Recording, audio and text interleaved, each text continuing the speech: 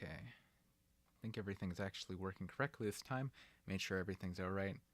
I don't know if anybody's actually going to catch this live. I'm just messing around in a bit. I did say I would be back later. I didn't say be back about 12 hours later, but I did say I would be back later. So, you're cursed with some more of me. Yeah. That's all I got. Sorry.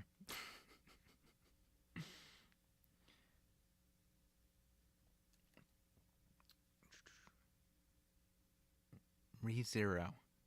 Tanpenshuu Volume 1. Heroic Tale from Zero. Part 10.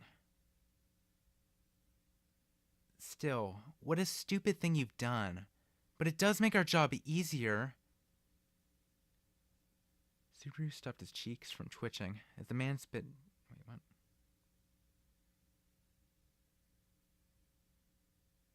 Okay. Part 10. Still, what a stupid thing you've done. But it does make our job easier. Subaru stopped his cheeks from twitching as the man spit dirty saliva and laughed. They were in a dim cabin, and the windows were sealed so that they couldn't see outside. Wait, do I have this? Ha ha ha! I didn't record it! Ha ha! I'm not falling for this again. Well, anyways. I'm just gonna restart it then. Cool. And that's going on the carpet. Okay, so that's recording. YouTube's good. Am I good? Hello, Boone.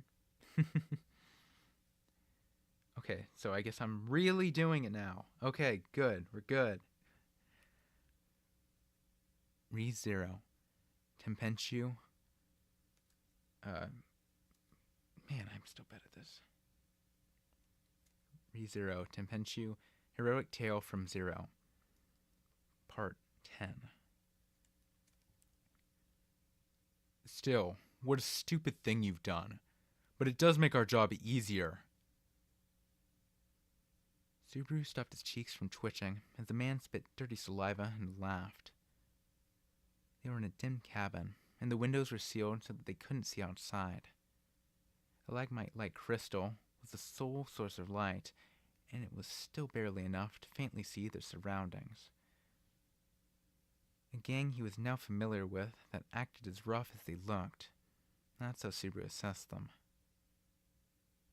If you continued staying at the mansion, nothing would have happened because of that monstrous maid. But now you've sealed your fate by showing up. You got a bit carried away, don't you think? The gang, who were just like thugs with a crude aura, altogether consisted of only 8 people, counting the ones that were in and out of the cabin. These people are at the top of the list of men who treated Subaru cruelly with vulgar looks on their faces. Oh, so cute, aren't you? Aren't you? You're shaking, aren't you? Go calm her down, Mr. Handsome. Next to Subaru, who was acting frustrated, there was a girl face down, shaking her head. Once the man saw that and spoke to him with a mocking voice, Subaru took her hand to protect her from the laughing men. It'll be all right. Calm down. You don't have to worry. It'll work itself out. How brave. As if something that'll work itself out. You are always careful to avoid being found by that maid. Well, as long as we have the woman, you aren't needed. After we beat the hell out of you, we'll let you go.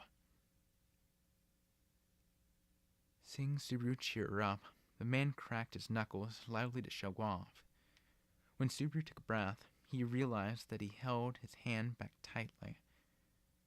It was a native dress that only covered her body minimally. She looked lonely with her exposed white shoulders, so Subaru hugged her gently to hide her from the men. She held her breath, and the men whistled. Then it happened immediately after. Are you serious about getting her back? The door opened roughly, along with that voice. The sunlight lit up the room in darkness, and once Subaru squinted reflectively, he saw a person's shadow, out of breath, standing while being backlit.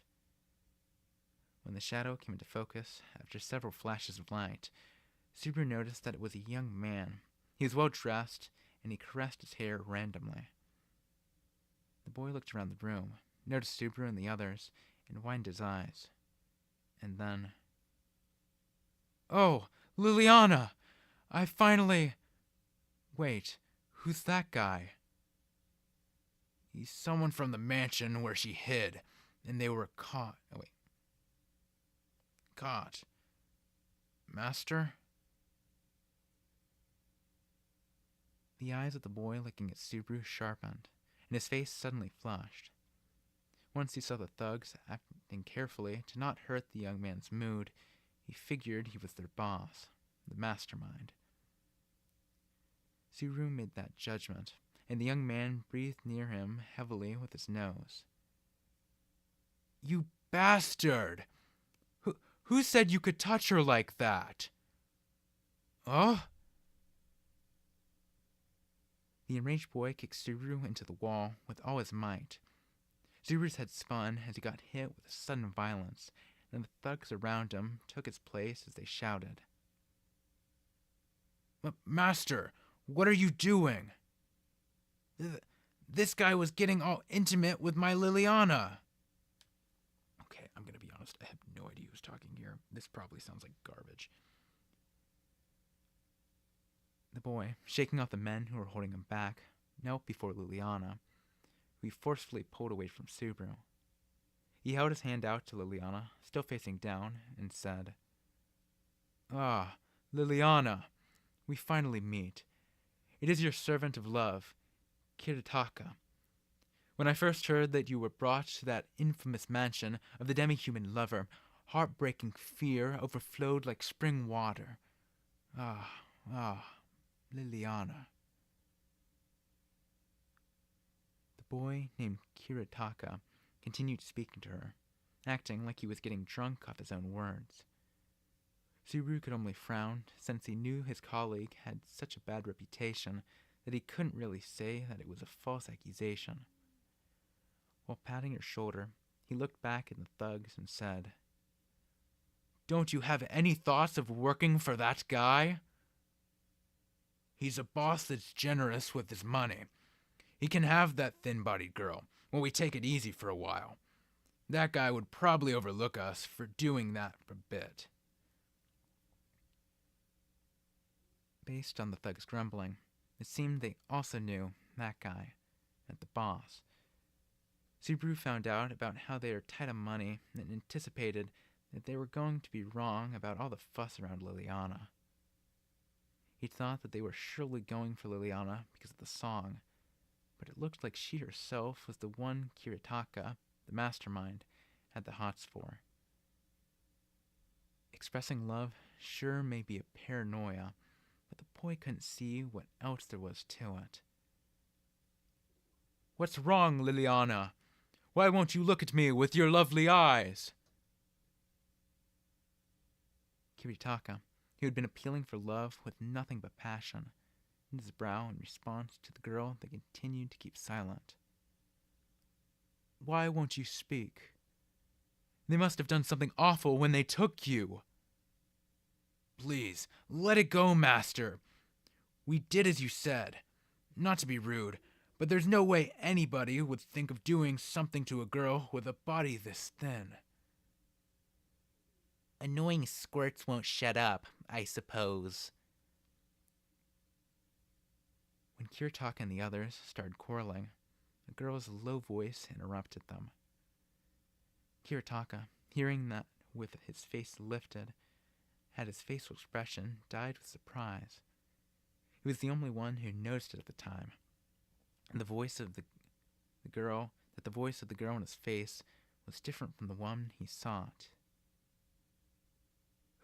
Who are you? You're not my Liliana." "Betty doesn't have the faintest memory of being named by you people, in fact." Subaru put aside his retort inside of him that said, "Didn't they do that halfway through?" and the girl stood up as her pigtails shook. But unlike Liliana's hair, it was braided into quite elaborate drills. Inside and outside, a total of 9 people. An amount that can be counted on fingers, I suppose. The next moment, inside and outside of the hut, there was the sound of men screaming roughly in a violently blowing storm. There's a little bit of art. Oh wow, she really does look at... Wait, I know that's Beatrice there. Really do look similar. Wait, did they look that similar before? Man, I might need to cross-reference that later. Part 11. Attacking the gang going after Liliana was a simple plan Subaru proposed. A decoy plan where we try to get caught. Since we couldn't find out where they go after chasing them away and getting taken to the mastermind, good thing they weren't an energetic gang. You made Betty go this far, in fact. Of course it was going to go well, I suppose. Beatrice let out a sigh. She was using the towel Subaru gave her to wipe off her hands and feet. She wiped off the paint that changed her skin color, and her brown appearance was slowly returning to its usual light skin. Subaru folded his arms while looking at Beatrice, who was wiping her whole body diligently. Still, the more you return to your usual Biko appearance, the more I feel like something's weird about that get-up. But I didn't think you'd look this pitiful. When Subaru shrugged his shoulders as if to lament Beatrice, blue veins showed on her forehead. Beatrice's current appearance was a disguise to trick the attackers. In other words, exposing dancer fashion that Liliana would usually wear. There wasn't a significant difference between Liliana's constitutional feminineness,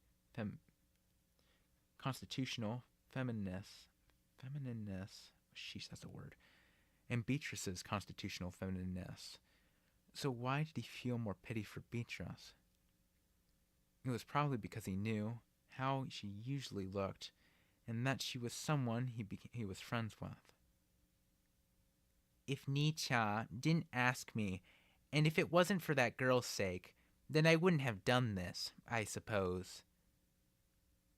Well, by using that as an excuse and expecting it to go well, you surprise yourself with how bad your personality is. Still, all in all, you really are simple. I feel like you just made a ridiculously irritating assessment of Betty, I suppose. I complimented you. It was the latest trend of signs of Mo. Not sure if it'll stick 10 years later, though. Subaru ignored Beatrice's look as she scowled, and he viewed the disastrous scene in the cabin. On the floor, all over the place, there were the beaten-up thugs that invoked Beatrice's wrath. Subaru found that Kiritaka, the mastermind, was now trapped into the large men, and so he put his hands together and prayed. There was a condition for the decoy strategy, which was that Liliana couldn't be exposed to danger. Making Rem be her guard, someone the men were being very careful of, was a no. Putting Amelia under the bus would be outrageous to the perpetrators. Therefore, Puck asked and convinced Beatrice, who was hesitant, and she made out to be Liliana, getting taken away from the girls as they screeched, and the decoy strategy was put into action. Although Subaru, the one who directed the plan, didn't expect it to go this well. It's scary how fitting you are with my own plans. But since we've met the mastermind, now there's even more of a chance that Rem spews venom when she comes back. This is too depressing. If you have time to complain, then you should tie these guys up so they don't get away, I suppose. The younger sister will be here before long, and she'll have to take these guys back, in fact. That's when they'll have a scary discussion with Roswell. He's in this with us, though he had it coming. It was the conclusion of the expression of love that went too far.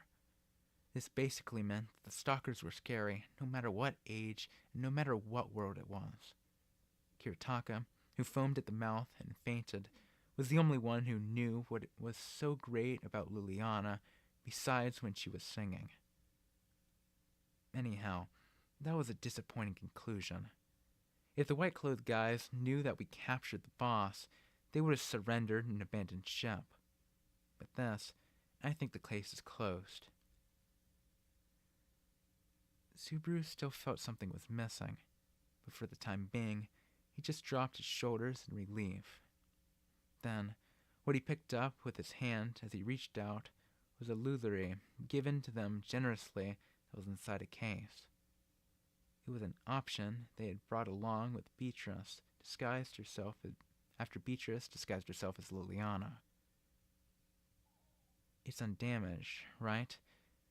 Who knows what Liliana would demand if I broke it? If it broke, it's undamaged, right? Who knows what Liliana would demand if it broke? Subaru, with a simple posture, took out the lullery carefully and played it with his fingers. He confirmed that it made a light sound, and Beatrice was surprised when Subaru started to play a random tune. You can play that instrument, I suppose. The strings of it aren't really that different from an acoustic guitar. I borrowed it from Liliana every now and then in these past 3 days, and I can usually play it as if it's a 70s folk song. Back at his original world, he would borrow his father's guitar and spend his free time playing and singing folk songs. It was useless practice, since no one was there to listen, but his creativity was finally flourishing now that he crossed over worlds. Copyright won't catch up, so I guess now's the time I should start a renovation in this world's music.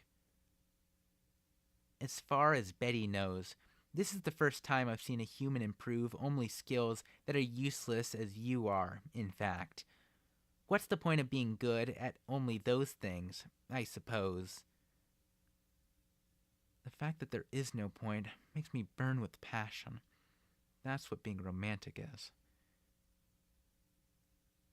Listening to Subaru's nonsense, Beatrice made a completely astonished look and sighed.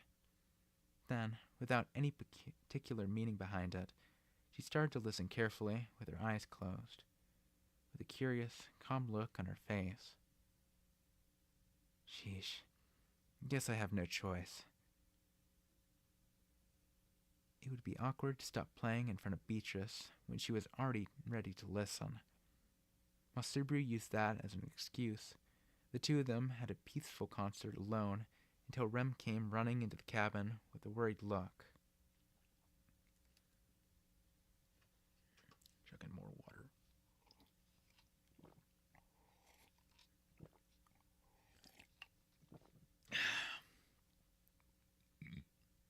Gotta stay hydrated.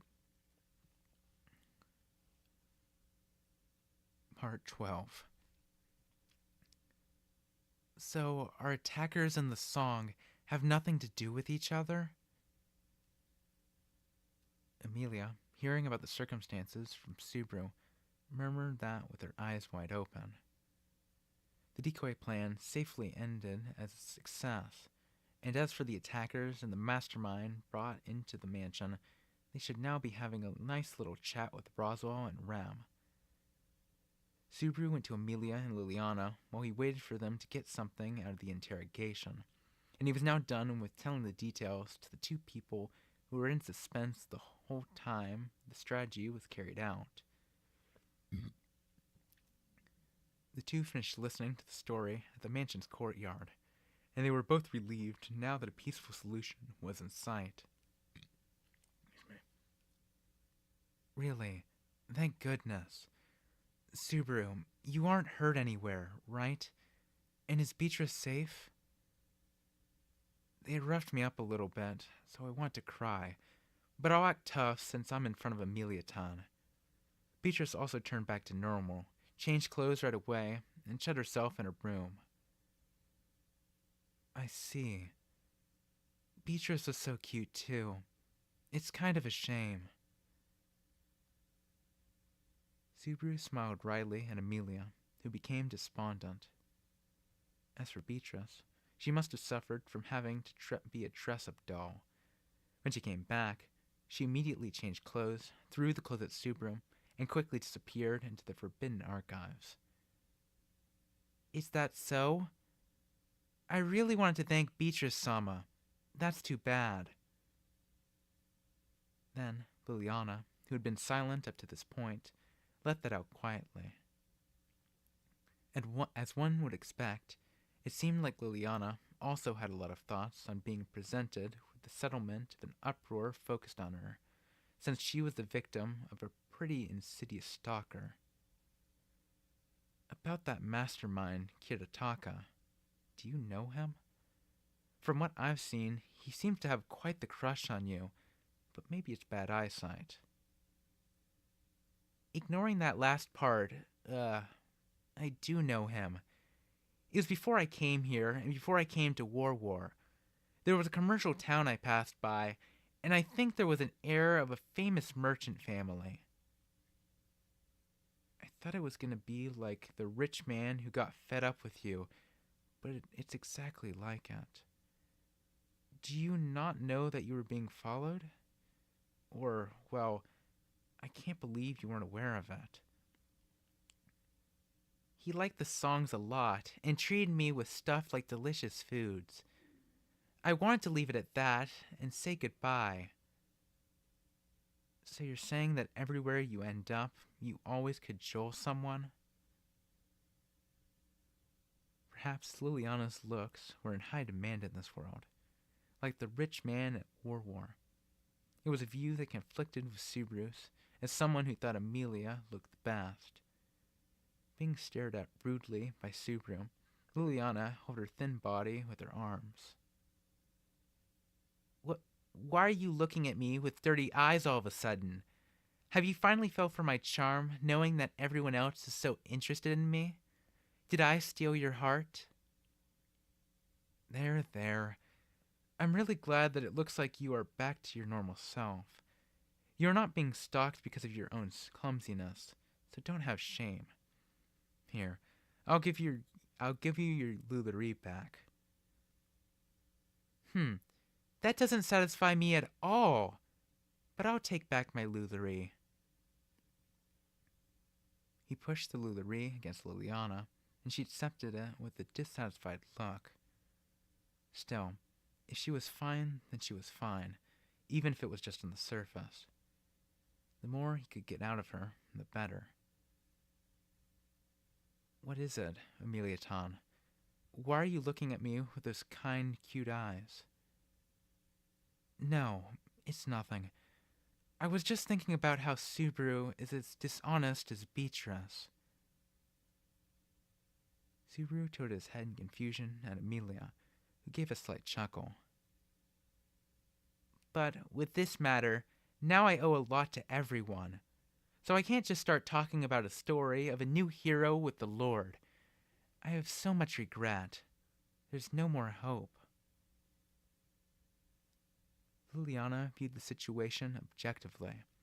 In this situation she put herself in, on one hand, the immediate problem had been resolved, and she was depressed with a shocked look on her face. From her point of view, she was someone who caused trouble repeatedly at the mansion. Even Liliana, someone who shined with shamelessness, didn't want to act bolder than this. However, if Liliana knew Roswell's true motive, she truly was worrying over nothing. Rather, since Liliana, the bard, had a debt to get involved with the row election. Wow, normally it's row of selection. You could even say that this strife actually led to a beneficial result. Well, Roswell will tell you about that part of the story. He might even give you a backhanded compliment for indebting yourself. What do you mean by that? You'll find out soon enough. Amelia and Liliana both tilted their heads in response to Subaru's speaking. Amelia couldn't wrap her head around the situation behind the scenes, though it would have been nice if at least Liliana could, and it was cute how she was trying to help out of her own pure goodwill. Then, Subaru got up from the lawn as he went, "All right," and he looked at the mansion. It had been nearly 1 hour since the start of the interrogation. This should be about the time when they got some sort of information out of them regarding the situation. It wouldn't be right to make the stalker's victim and the assailants confront each other, but I do want to see what Roswell has to say about this. I'm gonna go check it out for a bit. Oh, then before you do that, I'd like to leave my instrument and a change of clothes in my room. With a serious look, Liliana, who heard that he was going to where the mastermind was, requested of him to prepare her things. It's true that it wouldn't be suiting to have the clothes Beatrice wore in the Lullaby in the confrontation room. Then, let's leave behind the luggage first. Amelia-tan, you can go to the office. Yeah, got it. We need to discipline the evil people properly, after all. Amelia, who was cute and gentle, clasped her slender hand as she was in a huff. While feeling pleasant, Subaru headed toward the direction opposite of Amelia and Liliana. Amelia was heading to the office from the courtyard, while they were heading to the east wing where the guest room was at the front. And so, Part 13.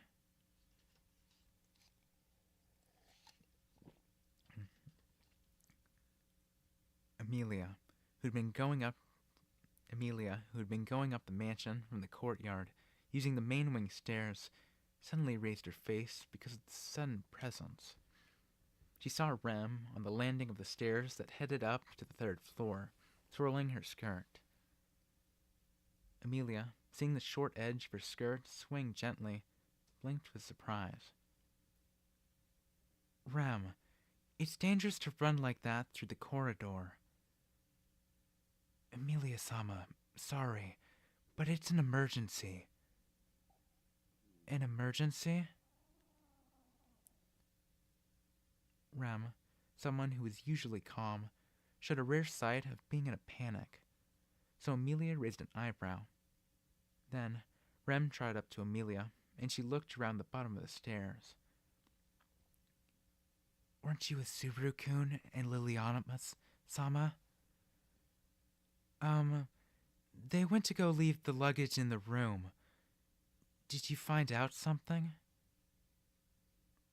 Roswell-sama got them to spill most of the beans. Things like the ringleader is the heir of the company Muse, the person named Kiritaka Muse, and that he is after Liliana-sama because of an extreme crush. Yeah, Subaru did tell me that much. As for Liliana, she herself had no idea how much of an infatuation he had, and it was strange to her. But Rem shook her head in response to Amelia's reply. Sorry, but that's not the point. About Kiritaka, he hired thugs and paid them to bring Liliana-sama to him. Sister, though his efforts came to nothing because of Subaru-kun's decoy strategy. There's more to it? According to Kiritaka, man, I can't do both of those in tandem. According to Kiritaka, he kept insisting that he had no memory of hiring the white-clothed group and that he had nothing to do with them. The moment Amelia heard that, she understood why Rem was in such a hurry and jumped down the stairs. With Rem next to her, Amelia ran as fast as she could to the east wing, where Subaru and Liliana went to Liliana's room. They aren't here. Amelia didn't find the people she sought in the room left open. and her voice trembled because of her own blunder. I've got to work on Rem. Sheesh. My Rem voice. Not doing the best. How much is left of this? Okay, so this is part 14. I think it stopped at... Oh, wow. Totally not spoilers. Oops. Oh, okay, so it's part 14 to part 18.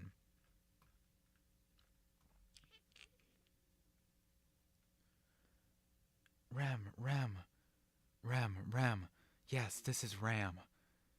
Amelia. Yes, this is Rem. There we go. Recalibrated voices.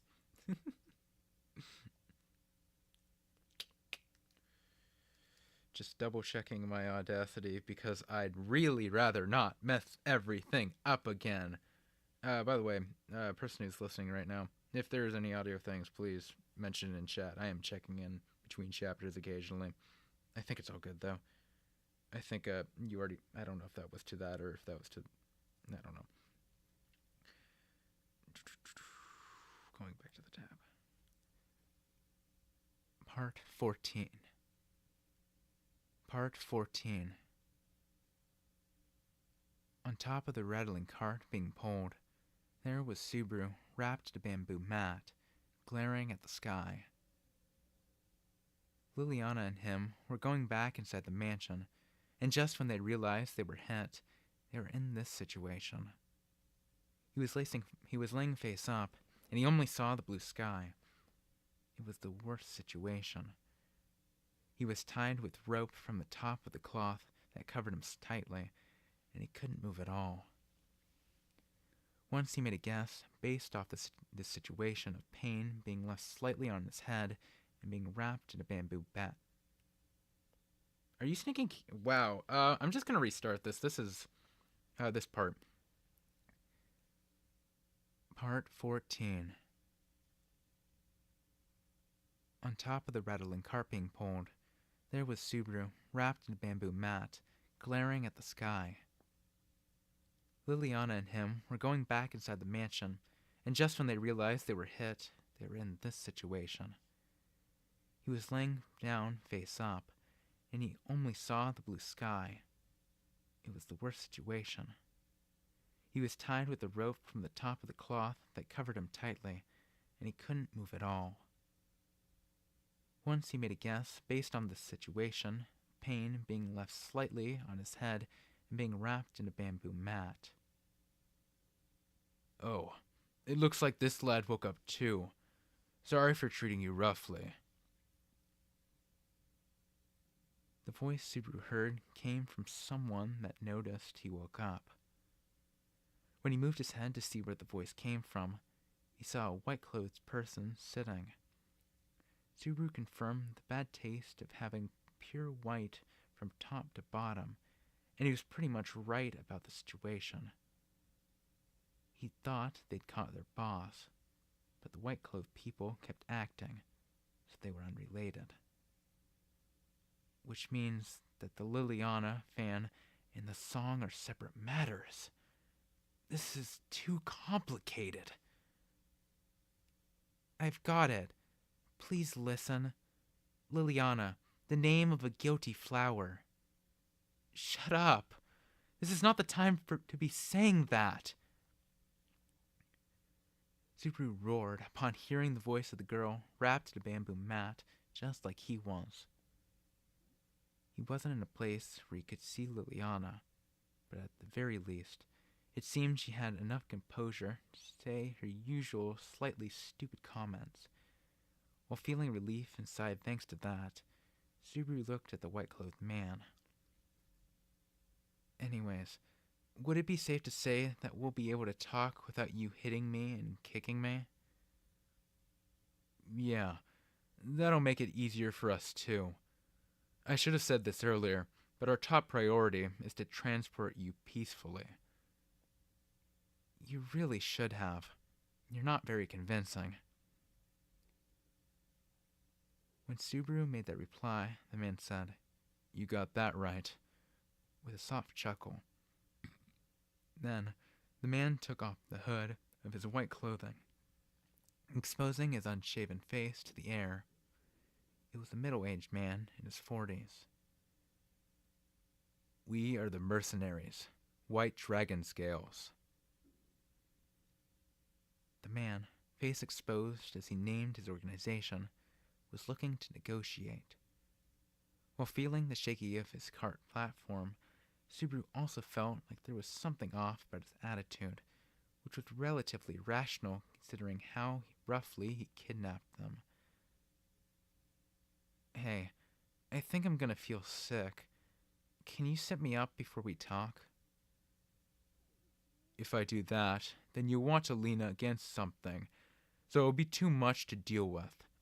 I got carried away and tied you up too tight, practically like a pole, so it'd be a pain to make you stand too. Sorry, but you're gonna have to lie down." "I'm gonna vomit once I'm at my limit. All I have is mayonnaise inside me. Feel the honor of my white vomit." He only ate the minimum amount of food this morning because of the decoy plan. He had only slurped mayonnaise he reproduced in a different world, so if he did throw up, that would be the only thing to come out of him. Then, when the man gave up and threw his hands up upon hearing Subaru's reply, a different voice came into the conversation. "Is this not a dragon carriage, but a brave ox pharaoh carriage? Feels like you're using a pretty outdated animal. It's antique now." "I don't care if you're trying to shock me, being sarcastic, or trying to praise me with that, but nothing good will come out of doing any of that, so shut your mouth for a bit." Subaru tilted his head as much as he could, and at the corner of his eye, he saw someone's feet caught. It looked like Liliana was laying down, facing the opposite direction of Subaru, and she was moving her toes repeatedly. I wouldn't really put it as one disaster happening after another. Maybe more like experiencing two disasters and still not figuring out what's going on. "The success of the careless decoy strategy completely backfired. I wonder what Mr. Maid has to say about this as the one who proposed it." "If I can just smack you for acting like you're not part of this, I wouldn't even care what happens anymore." Somehow, Subaru was keeping calm thanks to Liliana managing to act the way she usually would. They were actually completely in the palms of the white-clothed people's hands. Just like Liliana said, they went to an insecure place after the decoy strategy's success, and they were attacked. The situation had the two groups cooperate, even though they hadn't planned to do so, and the groups led them around by their noses. Now's about the time when the ones in the mansion should have probably noticed that we aren't there. The fact that he had only a few people dedicated to pursuing meant that it was going to be difficult for them to get immediate help. Even out of the little personnel they had, Ram was out of the mansion to investigate. There was no way Amelia and Roswell would act directly, and whether Beatrice would help or not was unknown. Which would mean that the only one who could surely do something was Rem. "And she has to guard the others too, so I'm guessing we can't count on it?" "Yeah, that's right." Those words hit Liliana where it hurt, as if she had predicted Subaru's thoughts. If he didn't have much options with his forces in this situation, then how would he guarantee their safety? "We won't rely on anyone else, and it will depend on our own negotiation." As ready as he was to act, he carved the path to release them, one that wouldn't incur the anger of the person they were dealing with. Fortunately, the person had intentions of talking with them. Subaru had no choice but to come up with a solution they would both agree with, and struggle so that they could be released safely. "Do your best, Mr. Maid." There's a higher chance it'll work if you don't say anything. I'm not going to repeat it again, so just keep that in mind. Are you two just about done talking? The man, who'd been waiting for Subaru and Liliana to stop talking, got in Subaru's eyes again, perhaps thinking that this would be a good time to do so. The man sank down upon the cargo platform and sat cross-legged. So, I'll introduce us again. We are the mercenaries, White Dragon Scales. Sorry, but I just left my hometown, so I don't really know how much about the rumors here. That woman probably doesn't know much about it either, seeing as she is a bard that go wherever life takes her, a rootless wanderer. Plus, she's a bit dumb anyways. Hey, Mr. Maid, why are you calling people stupid? The conversation was going to stop moving forward, so Subaru ignored Liliana's complaint. The man with an unshaved face also treated Liliana the same way, ignoring her voice as he felt his chin. Even if you aren't familiar with it, I can't do anything about that. Even in Lagunica, only one area knows this name, and it's already been almost 10 years. We can't push ourselves as much as we did back then, too. Back then. Did you guys reform or something? If you're gonna be naughty, you should consider how old you are. We neither broke up nor retired, though there was a reduction in activity. This is because there's a final job we must settle. We won't throw in the towel until it's taken care of.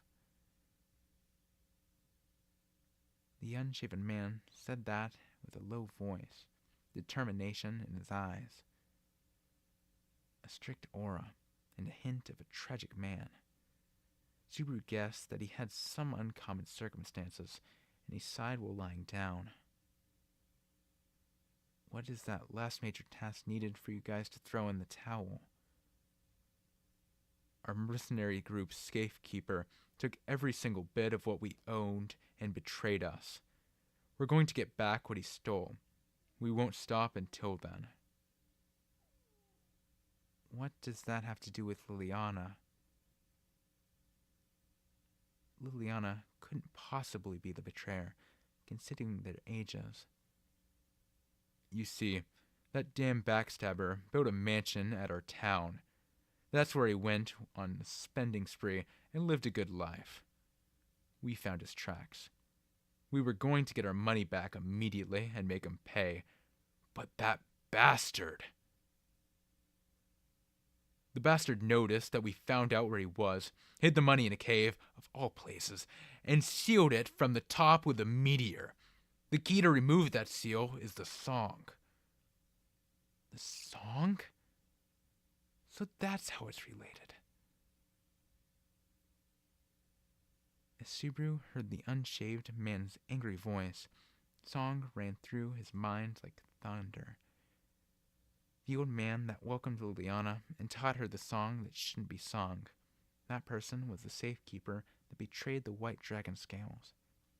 The song wasn't hiding how the old man built a fortune. The song itself was the key to the seal for the treasure the old man hid. The old man forced Liliana to make the key, who happened to pass by, and he drove her out of the town to keep her away from the seal. The White Dragon Scales noticed that Liliana knew about the song, and so they tried to capture her. Kiritaka was just an idiot. Just noise that complicated the situation. So, the one who betrayed you was War's rich man. Do you want revenge? It's too late to bear a grudge against that guy who betrayed us, so we don't care about that. What we want back is the treasure. All we want is a significant amount of money. We have to get it back. The man facing down had a serious look as he lowered the tone of his voice. For some reason, he needed a large amount of money. He also didn't have time to waste. Do you know where the cave with the money is? I do. So all we need is the song. So all we need is the song to remove the seal. In other words,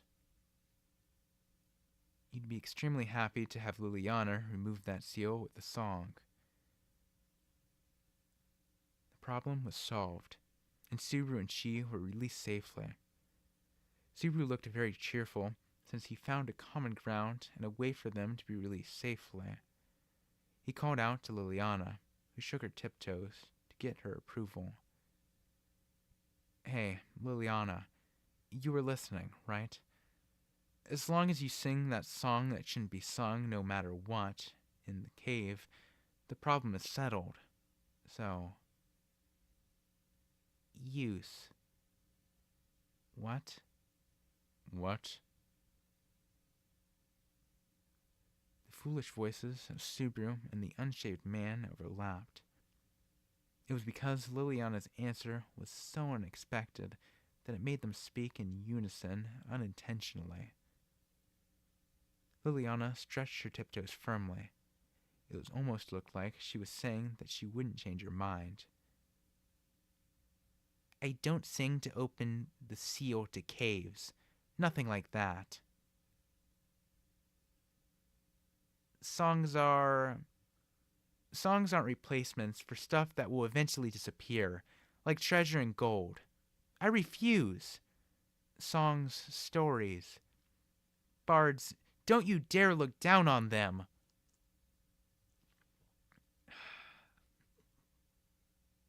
Idiot. Regenital, if you're hearing this, I started it back up.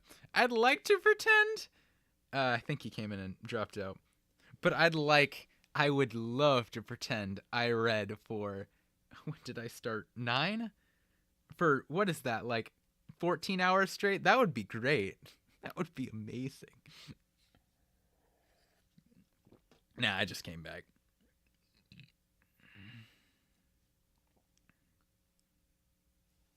Okay, wait, what time is that? Oh, I got time. I can finish this. She ain't no problem. Subaru adjusted his seating position on the cold, hard ground, trying to ease his aches. He rubbed his eyes together, sat inside the chilly cave, wondering what time it was. Dusk had been setting in before they entered the cave, so it was likely nighttime outside by now. The howl of the wind would echo through the cave from time to time, brushing against his eardrums, like the wails of many evil spirits. He could see why this place was feared as an underworld disconnected from the world of men, at least if it were not for the faint glow of moss on the walls and the presence of people hovering nearby. With the howl of the wind, this place gets shivering cold, even in broad daylight. Even the locals refuse to go near it, with all the talk about how no good can come from it. Guess that makes it a perfect place to hide treasure.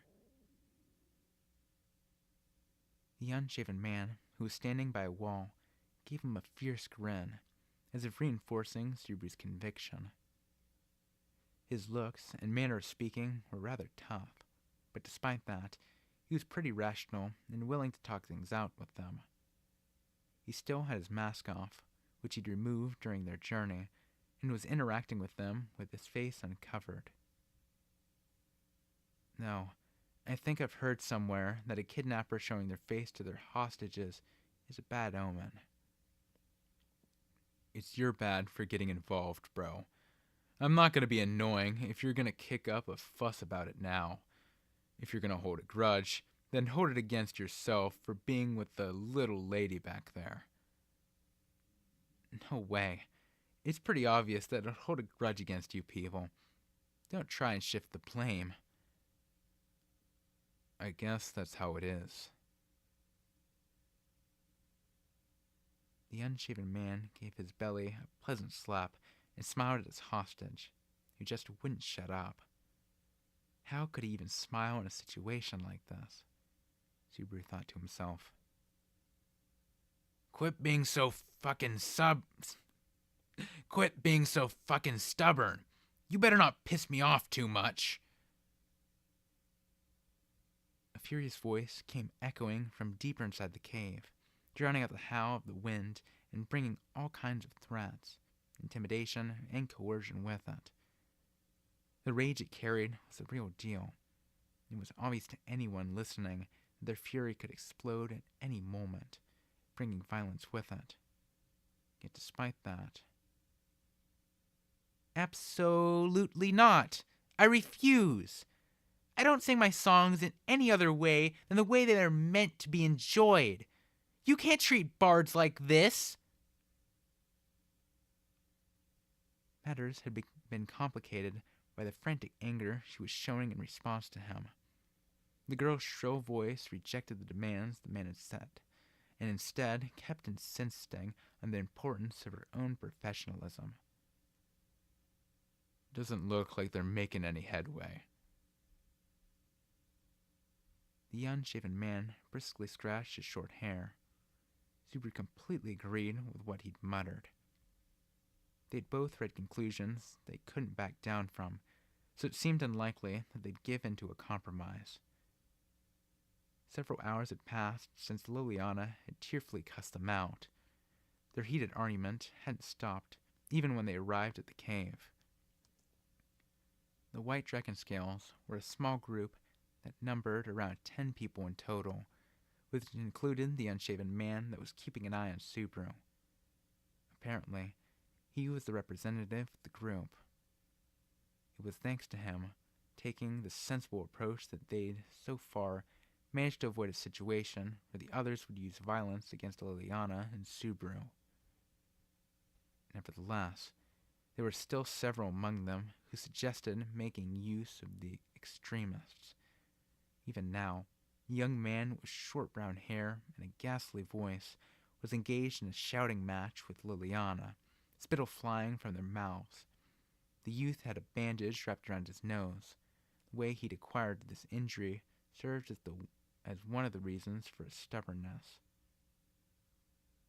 That's what he got from being hit by the blue-haired girl we first began to probe your mansion. His nose got smashed up good, so his resentment toward that part is the reason why he's so pissed. Subaru could only agree with a to what he said. There were 3 more of them that had strong shades of anger filling their voices. They'd all be victims too, who'd fallen prey to Rem's small iron sphere. But Liliana's stubborn as well. Like stubborn as heck.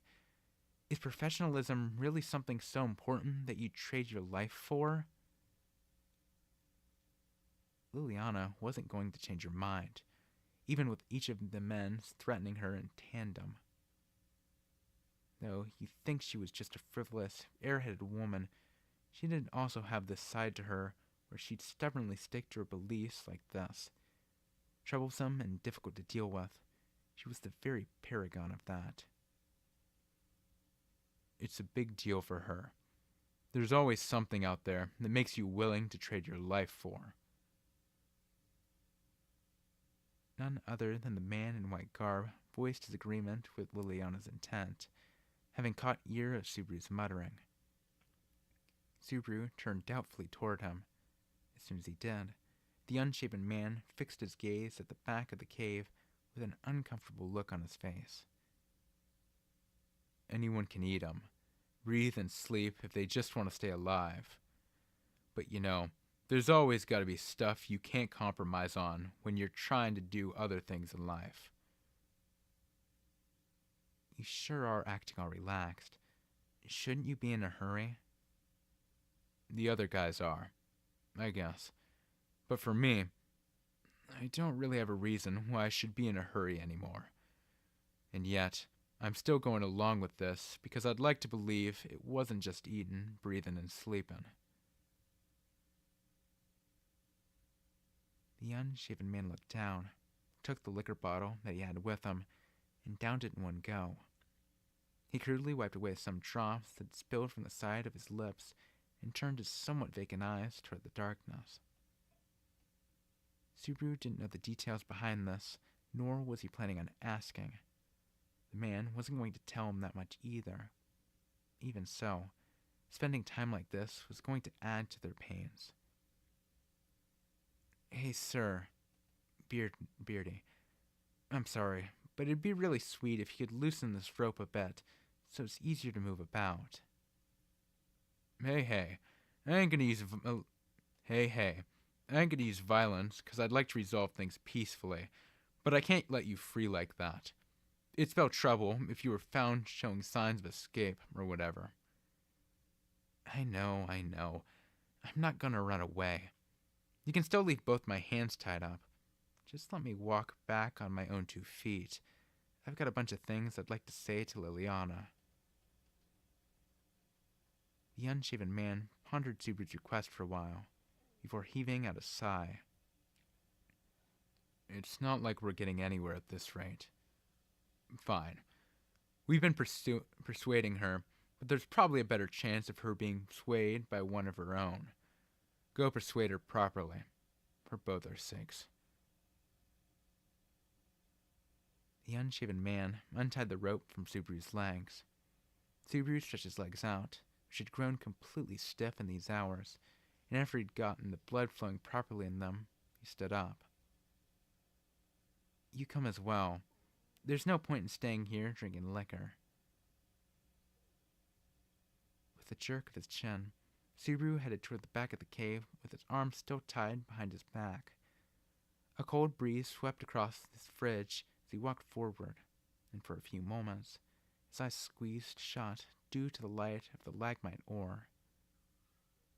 Then, he tentatively opened his eyes and took in the situation. So, this is the door that's sealed by the song. What a troublesome meteor. There was a black wall in front of him, blocking the way to the deepest part of the cave. The wall was practically crammed between the rocky passage, with patterns grooved into its surface and a blue crystal in its middle. Though the material it was made of resembled iron at first glance, its stinging appearance gave it an uncannily creepy and oppressive look. This contraption sets specific conditions and won't move unless they're fulfilled. It doesn't have to always be a song, but the door is fine-tuned to use the little lady's song as its key. It's fine-tuned to Liliana's song? It won't open if someone else sings the same song. They made the meteor listen to the song back at the mansion and sealed the cave up like that. That's why only the little lady's song is capable of opening it. Subaru once again stepped toward the meteor after hearing the unshaven man's explanation. Liliana was standing in front of the black wall, refusing to listen to anything she was told. Along with her were the men clad in white, who were painstakingly trying to get her to sing. We're just one goddamn step away. Don't screw about. Just sing a wee bit, and everything will be over. I refuse. How could anyone look down on singing so much, to even go as far as saying, sing a wee bit, though my inspiration is flashing? Listen, if you please. Your hearts, unlike the clothing you wear, are pitch black. Shut the hell up. You really never change. Quit provoking them. Subaru snapped at Liliana as she kept provoking them, her face averted away. The men reacted in surprise at this third-party intrusion. Liliana, too, looked up at him, keeping only one of her eyes open. Whoa, what's up, Mr. Maid? Have things perhaps gotten to the point where they're going to beat you up to make you listen to what they have to say? Just to let you know, I'm not going to give in, even if they beat you to a pulp. Quit it. This isn't going to cut it. Besides, if these people get into the mood to play hard, it's going to be you, the woman, who's going to have a rougher time. You know that, right? Right? What are you imagining? Stop. That's shameful. Liliana's face turned beet red, denoting her shame and how the conversation she'd thrown into had developed. Subaru let out a sigh, seeing her thoughtless demeanor, and then looked over at the man. I'm all too familiar with the troubles you're going through. She doesn't listen to anything, right? I hate to say this, but I doubt this girl's gonna change her mind, even if you ruffle her up. The men looked at each other awkwardly after Subaru had spoken, his words laced with sighs. So you're definitely not gonna sing, yeah? They're so eagerly awaiting your song, you still won't sing it. Mr. Maid. Liliana looked straight at him with a serious look on her face. I'd sing if my song was actually needed. What these fine gentlemen are looking for isn't my song. They're looking for the results my song will bring them. I will never sing for something like that, even if they cut my throat and tear out my tongue. So, in the worst case, you wouldn't budge, even if your life was on the line? Correct. Even if my life was on the line. Creases would appear in one's prize once you abandon it to save your own skin. Then it would fold quite easily, over and over again. Eventually, the countless creases will make it so your pride wouldn't be visible to anyone else. I would definitely hate looking at a prideless me in the mirror. Liliana chewed her lower lip after she declared that. Her expression showed resolve toward the possibility that her comments had brought the displeasure of the men, as well as the preparedness to be hurt by them. An unwavering sense of professionalism. Rather, that was already quintessentially Liliana's way of life. Subaru let out a sigh at her stubborn attitude, having lost count of the times he'd done so already. My life's going to be in danger as well if you're not going to sing. Are you not going to bother even when it comes to that?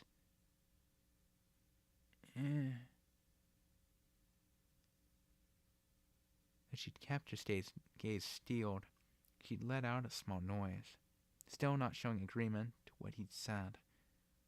Something wavered in her eyes for a moment, causing Subaru to smile broadly, as if he were saying, oh, well, there's no helping it. If she'd been the sort of girl who unreservedly put other people's lives behind her pride, Subaru would have gladly been able to give up on her. However, since she'd hesitated and considered putting a crease in her pride for a moment, there was really no helping it. It's as you heard. She's not going to sing, so I'm not going to make her do it either. Hey, what are you... The unshaven man expressed his surprise at what Subaru had said, almost like he was saying, That's not what you told me. He could sense far more dangerous signs developing among the men nearby as well. Mr. Maid, why are you... If you don't want to sing, then you don't have to. It's just how I feel about it as well. Subaru shielded her gaze from the men's gazes. Subaru shielded Liliana from the men's gazes. Her voice trembled as she looked at him from behind. Hearing how her voice sounded, Subaru realized that he was on the right track and faced toward the front. Her songs aren't tools. You all understand that if you were to actually hear them. You better stop screwing around. If she doesn't want to sing, then I definitely won't make her. As much as it frustrates me, her singing is really damn good. Just about anyone would be able to see that if they were to listen. I don't want to do anything that'd make her pointlessly waste her talent, so I ain't gonna let her. Subaru shielded Liliana as she broke into that tirade, standing in front of the men whose eyes had grown cold. The unshaven man looked around in panic, but all the other men, clad in white, seemed ready to cross the line at last, thanks to Subaru's insistence. One by one, the men stepped forward toward them, the air ripe with tension. "Mr. Maid?" Liliana called out to Subaru, her voice quivering due to the ferocious looks on the men's faces. There was something apologetic about her voice. "Fucking bastards! I'm gonna get even with this fucker and then force that little girl to sing. How about we do this instead?" "Huh?" The white-garbled man who'd leaned toward him, looking ready for a fight, was caught off guard by Subaru's shout and toppled over. Subaru brought his own face to his as he lifted his own up and said, "Let's just ignore the meteor seal while we're still taking all the treasure. Let's just ignore the meteor seal as we're taking. Let's just ignore the meteor seal while still taking all the treasure." Yeah, repeat.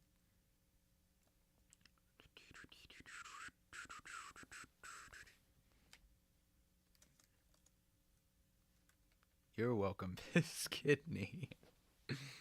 Man, I love names.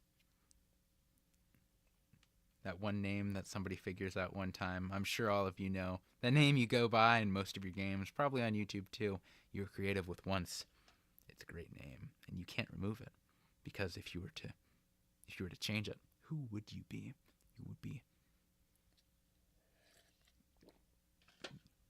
You'd be giving up your own personality. Thus, you must make it your name. It is your name. It is your only name. It's the only name you must go by in everything you have. Just sticking ranting as I sip water.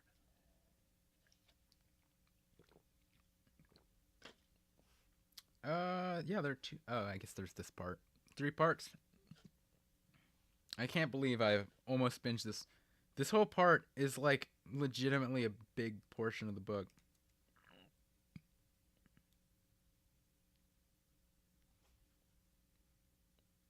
Okay, I thought I saw a comment. Maybe they deleted it. Well, whatever. Anyways, going back to it.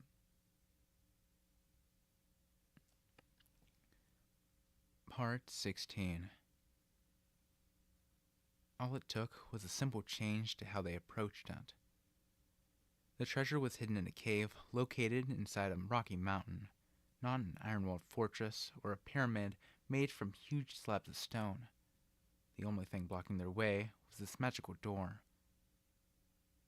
Thus, we can dig a tunnel and go around it. This bedrock is pretty loose, so it should collapse if you dig your pickaxes into it. Who would be dumb enough to meticulously hide their treasure in such a brittle cave?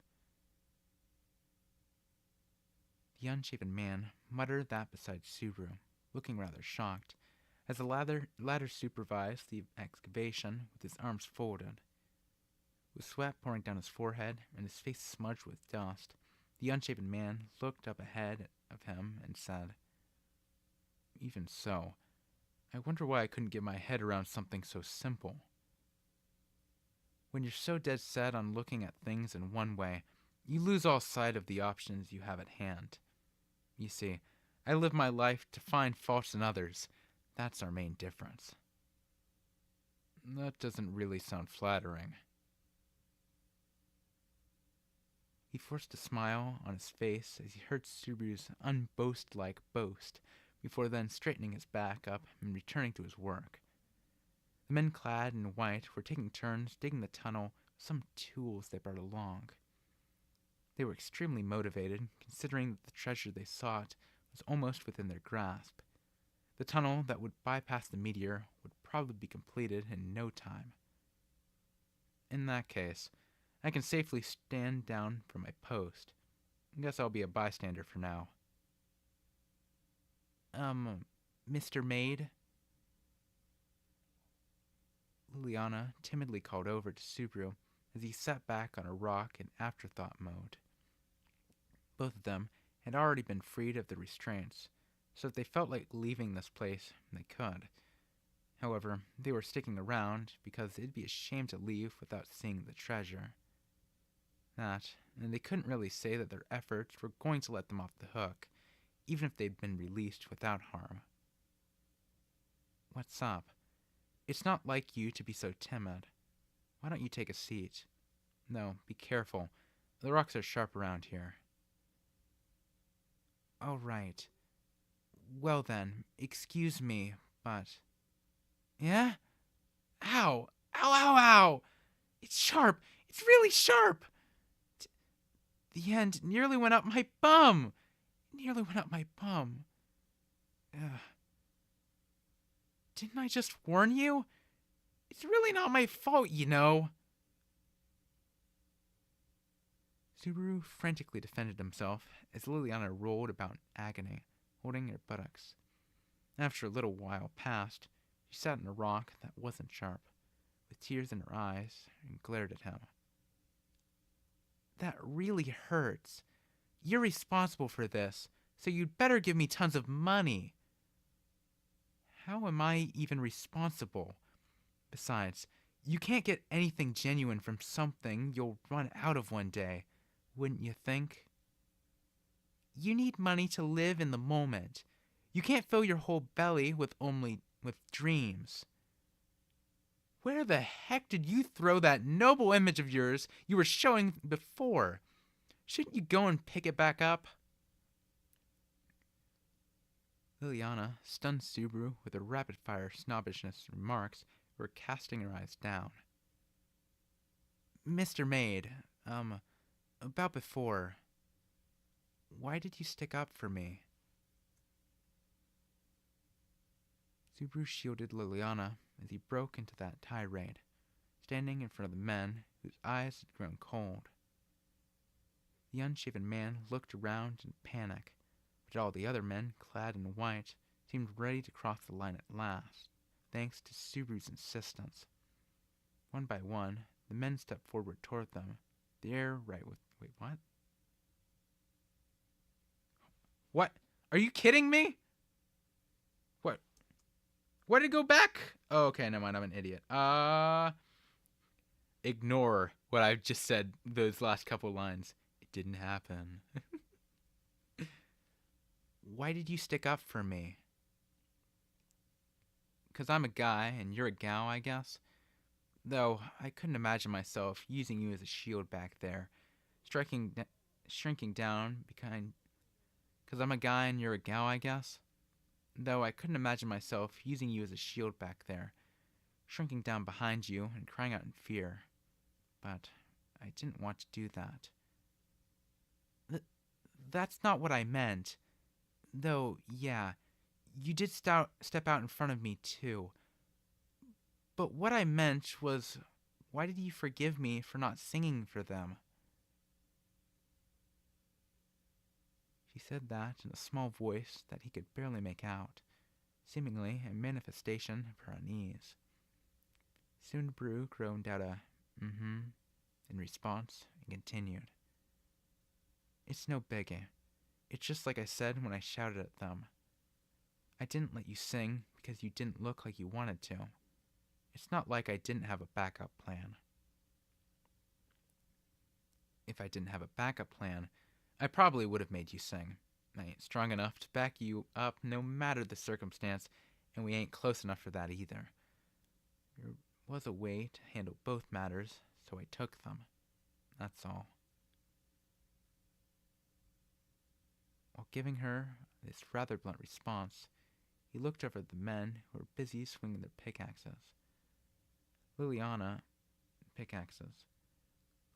followed his gaze before then muttering the word, both, to herself. Those guys are pretty pushy, and they're the lowlives, of course. But they do give off a pretty desperate vibe. They have some kind of goal in mind, so I guess they need that money. They don't look like they're acting in self-interest to me. It had been the case for both the way the unshaven man spoke and the youths who had been seething in frustration. Something was gnawing at their hearts, something which they needed the treasure to vanquish. The shrill clang of their pickaxes crashed against the rocks as Subaru waited anxiously for the tunnel to be complete. He didn't take notice of Liliana, gazing at his face and profile, with various mixed emotions swirling across her eyes. All that was left for him was to wait for the men to let out their cheers of joy. On closer inspection, I do envy how laid back you are, Barasu. Hearing a rather familiar voice saying his nickname, Subaru jumped in fright before turning around. At the end of his gaze, by the cave entrance, was the figure of a girl in maid's dress holding a lagmite ore lamp in one hand. Ram. She looked at Subaru and Liliana, whose eyes were wide open in shock, and gave them a sigh accompanied by a shrug of her shoulders. You've totally screwed up, Barasu. I had to go out of my way to come here after Rem desperately told me about this. I even had Roswell-sama's orders on hold for the time being. I'm really sorry about all of this. But why were you even in the vicinity? I was investigating the rich man who looked after the singer. I got an urgent message from Rem while I was working on it, meaning I had to round off the investigation. Though, as I'd been expecting, these people in the white outfits are the White Dragon Scales. Ram stepped over to where Subaru and Liliana were. She gazed at the men's back who were busy at work before letting out a snort. The rich man in question died from an illness a few days ago. It seemed to me he'd earned a lot of people's grudges during his life, so his mansion and assets ended up being seized afterwards. That's where his involvement with the White Dragon Scales comes from. This cave is more or less a hiding place where he came to a bunch before his death. Man, Rem and Ram do not like my throat after a lot of reading. No, wait. And the treasure he hid away that probably wouldn't have been taken from him before his death is now about to be recovered by the now very companions we double-crossed ages ago. Subaru pieced together the information Ram had given him, gaining a pretty good idea of what was going on.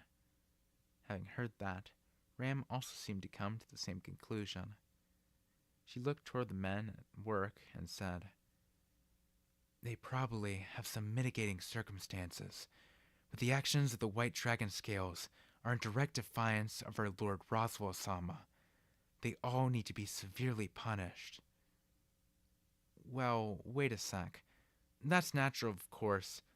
Before that, listen to what I have to say. Besides, it's not just the safety of you two that I have to confirm. Ram passed down her merciless verdict as Subaru sought for a temporary reprieve. However, she jabbed her finger at Subaru's face as he tried to stop her. There are 2 assets that haven't been recovered from the dead man's mansion. The first one of those is a meteor, which he went out of his way to procure for a large amount of money. It's apparently some kind of door or wall. That one's over there. No one's paying attention to it, so we couldn't get it open.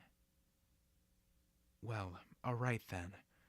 The other thing is something that the dead man also procured during his lifetime, but this one will be far more troublesome if we don't find it.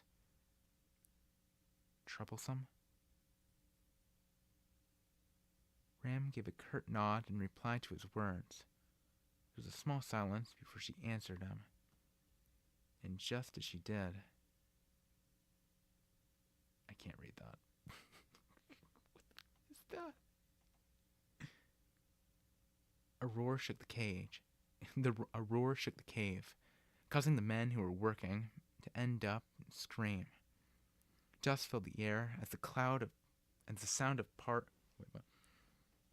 A roar shook the cave. causing the men who were working up ahead to scream. Dust filled the air as the sound of part of the wall crumbling rang out. The terrain in front of them had changed. Subaru gulped, body stiffening at the abrupt change in the situation. He could see his stocky arm and his vision covered in thick black hair, whittling away at the rock face. I did say the other was troublesome. Next to him, still looking apathetic as ever, Ram spoke those words with a trace of exasperation. A witch beast, which the dead man procured from the black market, known as the sturdy ape Lada, was unaccounted for, you see. The Lada's roar sounded like the noise an 18-wheeler's exhaust would make. At least, that's what Subaru thought. The witch beast's appearance was quite close to that of an ape, as the name Sturdy Ape implied. Nevertheless, it was large enough to completely fill the path in the cave, with its arms being about as thick as Subaru's torso. The difference in strength between them was such that his arms and legs would probably end up dislocated if the Lada were even to pick him up gently. Fall back! Fall back! Fall back! The unshaven man took the situation in and ordered an immediate retreat. The Lada let out a roar as it tried to chase after the men in white, who were fleeing for their lives with nary a glance behind them. However, the Lada's giant body was stuck in the passageway, rendering it unable to move as it desired.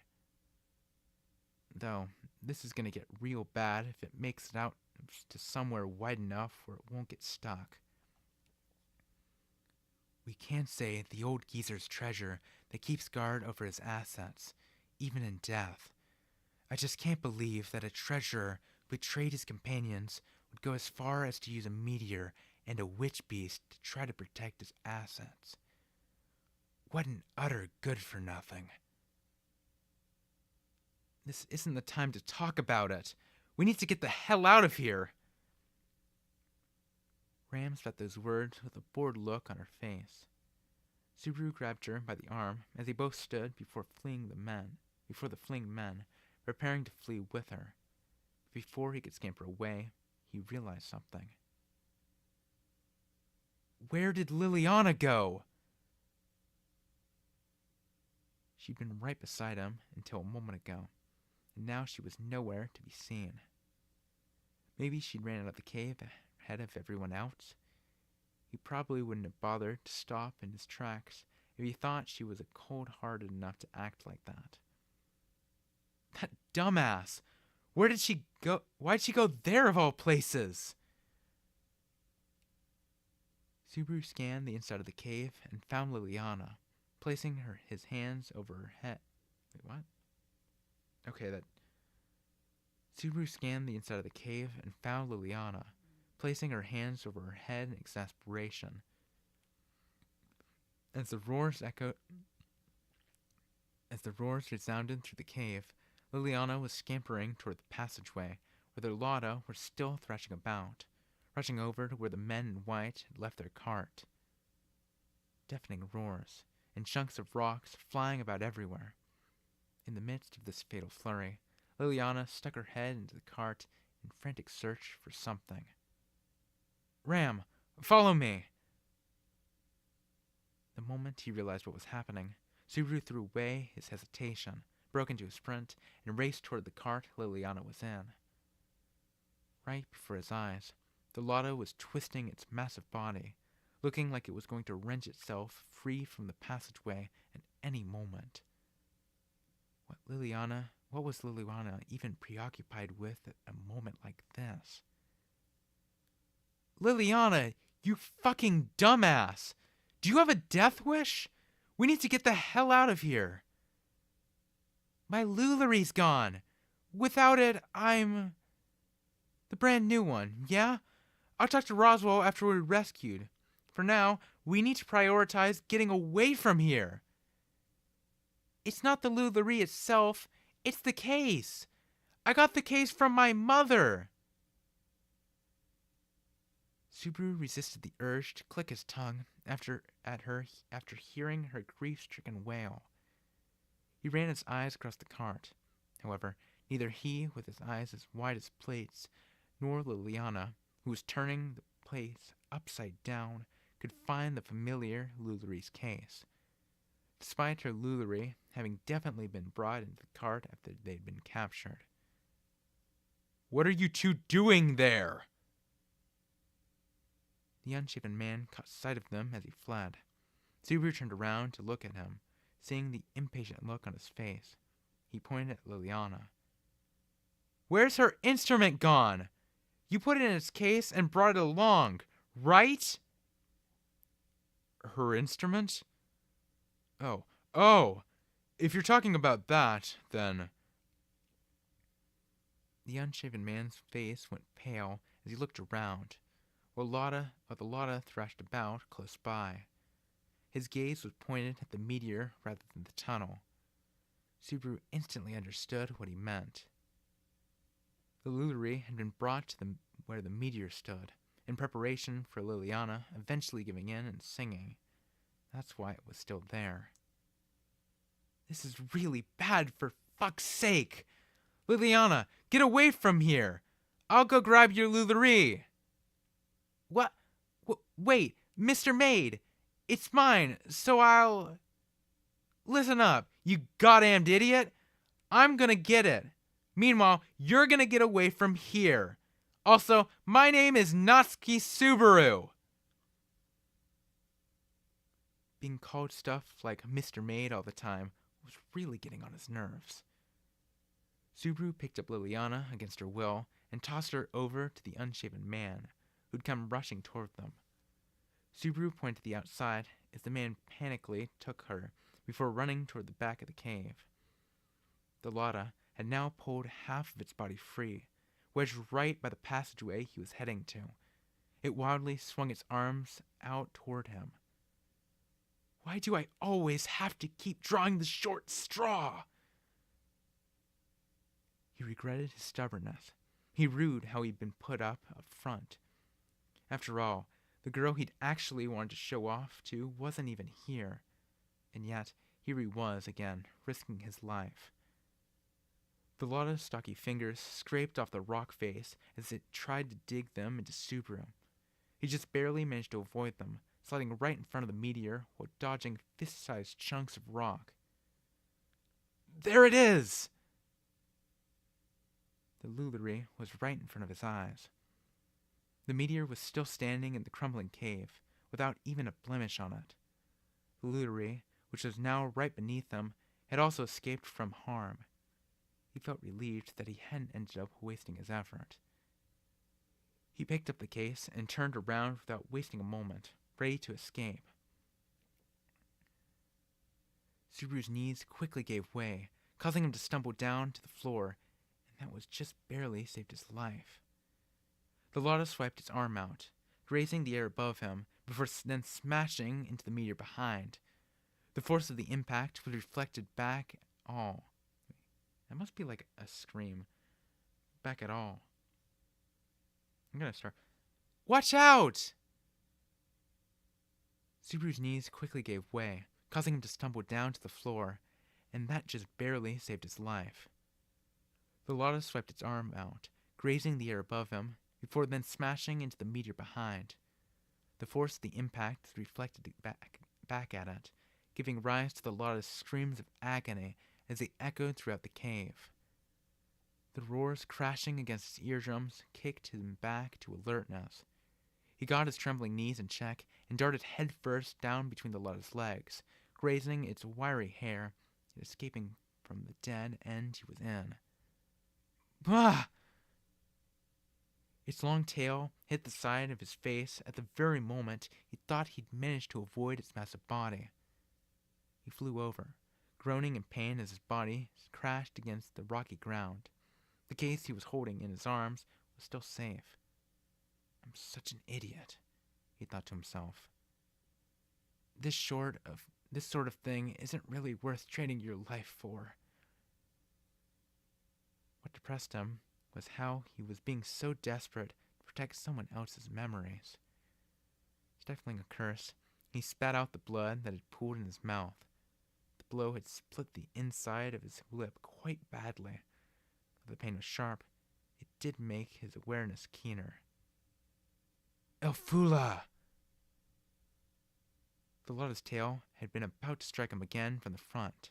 However, a blade of wind severed it at the root. With darkish blood flying about everywhere, Subaru broke into a sprint, affording himself only a sidelong glance at the tail that was thrashing about like a snake. The magic just now must have been back out from Ram. He could see that both the unshaven man and Liliana had reached the exit of the cave as well.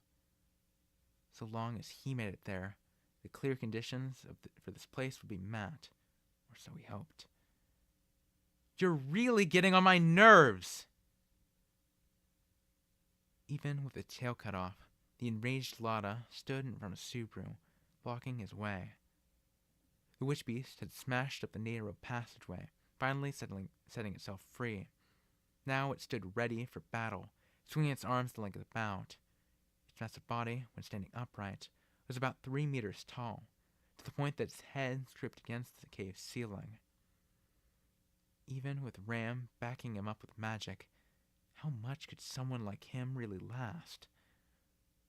While keeping a firm hold on the Lutherie case, Subaru contemplated on whether he should use his trump card magic. He could send the witch beast's senses haywire with Shmock and gamble on Ram coming to pick him up while unconscious. The odds were really against him, but there was at least more hope in it than letting this dissolve into a fist fight, where his chances of winning would be 0. Subaru turned to look at Ram over by the cave exit so he could tell her about his plan. She met his gaze dead on before swinging her arm, her blue hair swaying about. Her spiked flail, carried by a centrifugal force, smashed into the side of the werebeast's face, returning it at breakneck speeds. The Lotta's attention had been fixed on Subaru, so it was completely defenseless against the powerful blow that angled in from behind. The single blow caused half of its head to burst open. Tons of blood was pouring out from all of its facial organs. It looked back feebly and let out a small whimper as if it were asking, "What killed me?" "My apologies." A silver bell-like voice came in response to the witch beast's last throes, leaving behind an ethereal echo. The blue-white glow filled the cave. Subaru could see a silver-haired girl with both of her arms held up, and hovering above the palm of her hand was a tiny little cat, wagging its long tail. "Sleep tight, Mr. Monkey. Have a nice, quiet journey." The cat gave its farewells in a neutral tone of voice, and straight after that, the blue-white glow became a myriad icicles, revolving in midair. They shot out from everywhere and rushed toward the stock-still Lotta. The missile's vice pierced the Lotta's entire body. It looked up at the ceiling and opened its mouth wide, trying to let out its final dying throw. And like that, surrounded by the crackling sound of air, his body turned to a sculpture of ice.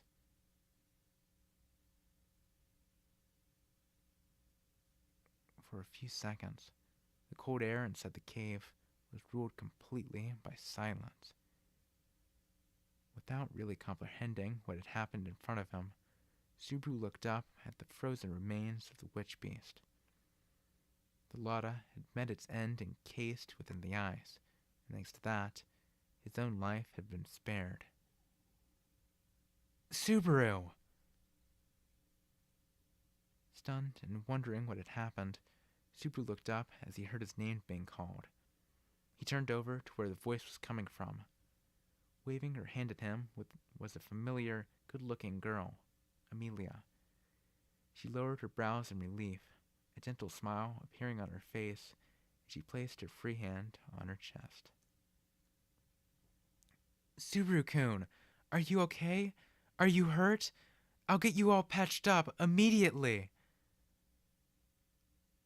Then, wait, that's gonna be Rem. Subaru-kun, are you okay?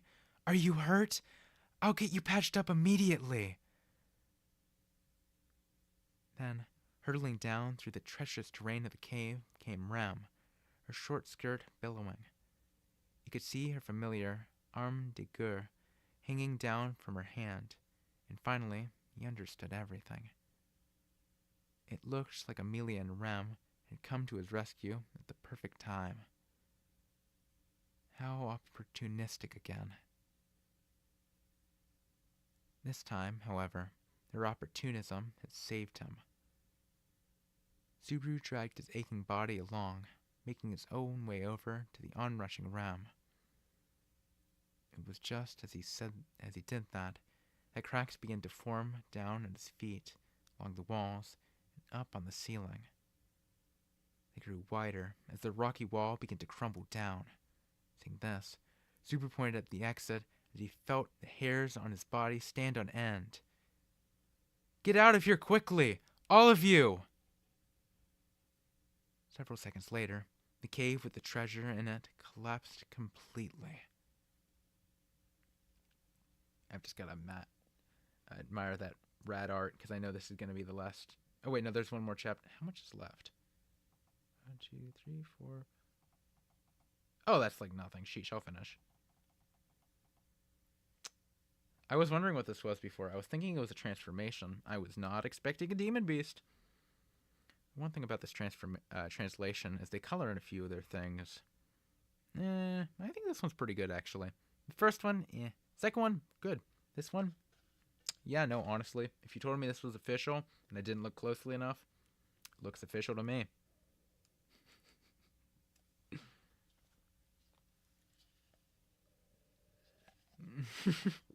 Yeah, Boonwolf gets me. Sorry, I just looked back at chat. He gets me. Man, I should just do a random stinking rant one of these days. Just, oh yes, the name that you set forever. Joke's on you. Ghost Reader is the name I go by in most things and games. I have one alternate name. If every other name is taken. But other than that, go by something else. Maybe I'll tell you one day. I was planning on doing a 100 subscriber questionnaire at some point. So when I get there, give me a second. I'm gonna pour more water. Hey, maybe you'll actually hear me in time this time, because I know these live streams are always back by, actually I don't know how far behind they are, a few seconds. Yeah, you get it. Maybe I should do my stream more faster this time, because I just saw your chat message. Dude, I'm probably gonna finish this at like stinking 1. I don't care. 1 I honestly don't care. I've got to stay up that late anyways, or something. So it bothers me not. Honestly, I'm gonna be honest. I came back to this because I needed to drink a ton of water for something, and I knew if I was reading, I would be drinking a ton of water. And I was like, sure, why not finish it out? Only gonna read a ludicrous amount of time today. Oh my goodness, like 4 hours. And I messed up the first part significantly because I forgot to plug in my stupid not my headphones, my microphone. I'm still salty about that. Just a bit though. I'll fix it eventually. I'm like I said in the description that I'm gonna like do one part at a time. None of the parts at the beginning are thankfully as long as this part I just finished. Because if I had to redo this, someone would be dying, and that someone would probably be me.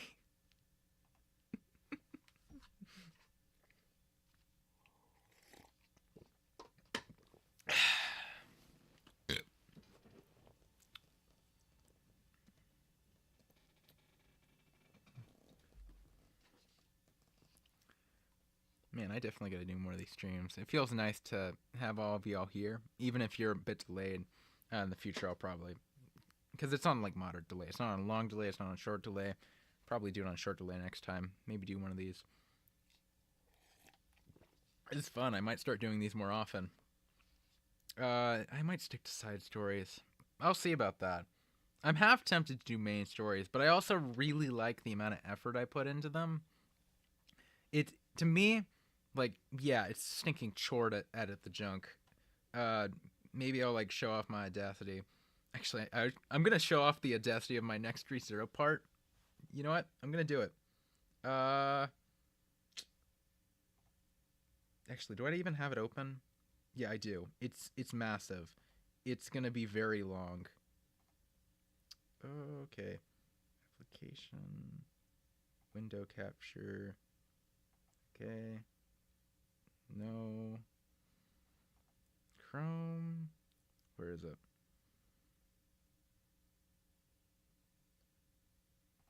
Here it is. This is the next part that's supposed to come out. As you can see, it's a bit much. Man, I don't know, man. Should hire an editor or something. It's only 40 minutes of editing. Only 40 minutes. And I'll be back.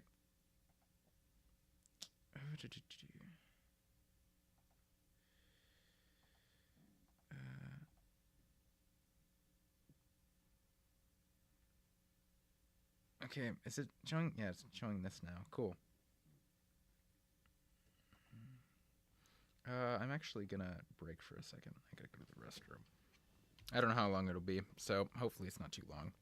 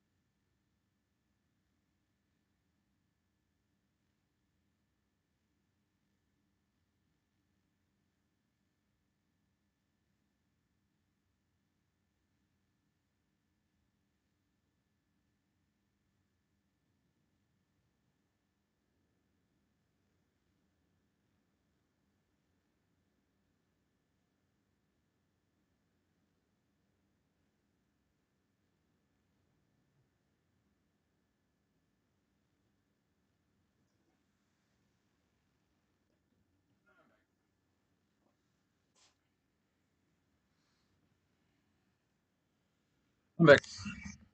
Wasn't too long. I know my audio is gonna sound jank right now, but that's because I don't have the mic plugged in yet. Yes, I do this on a laptop because I need a desktop at some point, but also no, forget you. Plug back in my microphone and don't regret life again. Not regretting life again. Cool.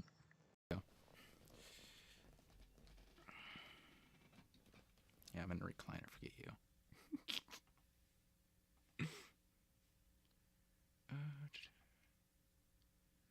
Okay, I just want to make sure this is. Okay, yeah. Okay, Audacity already. Switch back. Good. I'll cut that out later. Okay, and anyways, where was I? I hate myself. Man, I can't be doing these stupid voices. Uh, all this voice acting in these books has made me do more stupid voices to myself in my free time, and I can't go on with that in a. Okay. Part 17. Wait, what? Who is that? Hold on, I gotta.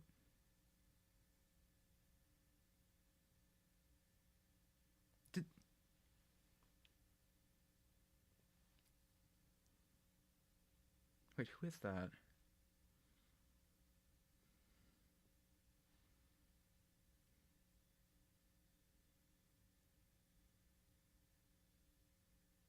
Is that Amelia? Why on earth don't they have... Man, this translation is kind of stinking bunk. I'm just gonna assume it's Amelia. Part 17. We were super worried after Subaru and Liliana went missing, but that man boasted he knew where Liliana had been taken to. With a wry smile on her face, Amelia pointed over at the young man who was spinning around on the spot. Liliana's stalker, Kiritaka, should have been tied up, yet here he was, getting onto his knees and handing Liliana a bouquet of flowers that he pulled out from somewhere. I, Kiritaka, am a slave to this love.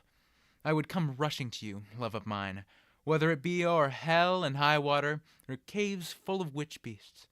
Oh, but above all else, I'm glad you're safe. But you didn't even come inside the cave, no? That is because that lady tied me up outside. Kiritaka dejectedly spluttered his excuses as Liliana looked at him in disdain. They'd never expected that his presence would have ended up playing a part in resolving this commotion. It seems like the hair bauble he gave Liliana-sama was a meteor that came as a set of two. Apparently, as long as each of them holds one, it has the ability to tell you where the other is, no matter how far apart they are. Whoa.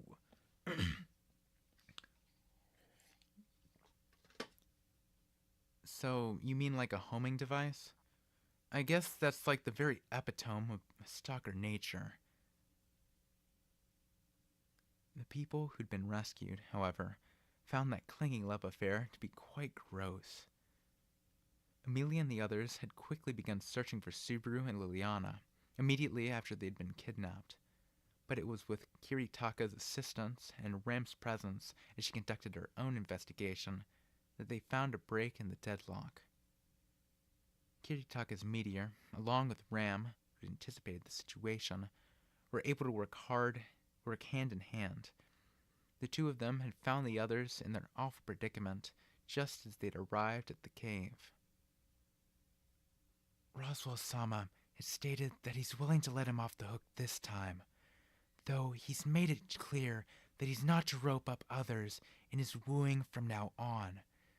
It wouldn't be advisable for him to force his feelings onto other people. Well, as much as it pains me to say, he did save her life, though I ain't gonna thank him for it. Rem had been healing Subaru's body, and now she nestled closer to him. Still, since she was so close to him, and ever so soft, he couldn't really concentrate on his treatment. But the problem we have now is regarding those people, right? Standing next to Subaru, who had an awkward smile on his face thanks to Rem trying to cuddle with him, Amelia turned to look at the collapsed cave. There, she could see the figures of the utterly crestfallen men garbed in white. The cave was completely filled with rock and earth, making it impossible for them to take the treasure to the outside. Although the collapse had been caused by the lava, the results would have probably been the same if they turned off the meteor. Rather, without Subaru and the others, the white dragon scales wouldn't have been able to defeat the witch beast. They would have likely been wiped out in the worst case scenario. They should at least be glad that they came away with their lives. But that's just how things are. It's hard for them to admit they're satisfied with only coming away with their lives. The unshaven man had stammered out the reasons why the white dragon scales coveted the treasure to Subaru and the others. An endemic disease had broken out several years ago where they'd been born, with the contamination in the soil being pinned as the cause behind it. They needed a lot of money to mend the soil. The endemic disease was a strange kind, in which the bodies of people afflicted by it would gradually turn into something like stone, until finally, completely turning into actual stone. It was a diabolical endemic that occurred in lands defiled by a certain witch beast. The after effects of the black snake spreading to its pestilence. Subaru felt a similar gut-wrenching feeling as Amelia's frustrated mutter. There was no way to fix endemic diseases originating from witch beasts except for cleansing the contaminated soil. To do that, they needed a ton of colorless magic ore, as well as the funds for them. But those funds had been snatched away from them due to that one man's betrayal, and so their final hope lay crushed beneath those rocks. The men's families were back in their homeland. That was why the youth was so frustrated, and the glazed look in the eyes of the unshaven man, too, was still pointed toward the family he'd lost. But it was already too late.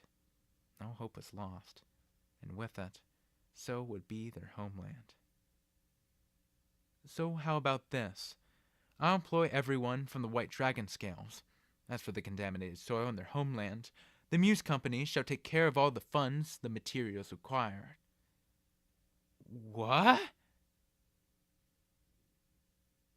Raising his voice in disbelief, Subaru was flabbergasted to hear this unlikely suggestion coming from the most unlikely person here. Likewise, Amelia, Rem, and all the members of the White Dragon Scales opened their mouths in shock. Then, after making that surprising suggestion, Kititaka spun around on the spot and looked up at the heavens above. Luckily, the main product of the family-run Muse Company is magic ore. The colorless kind is fairly expensive, but it isn't difficult to get them in bulk. That, and the merchants are always in need of swords to protect their wealth. I reckon this will be full of benefits for both parties. Do you plan on taking all the credit for yourself? It's in a man's true spirit to live up to the pleas for the woman he loves.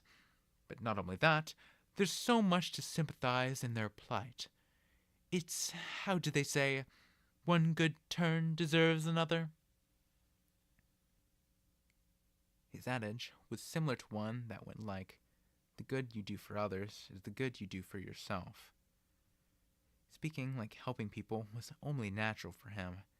Kititaka now looked like a messiah. When they'd first met him, he'd only looked like a huge dumbass blinded by love. Actually, no. Once a fool, always a fool. Even so, there was something as well that bothered him about what Kititaka had said. Did you really ask him that, Liliana? I did.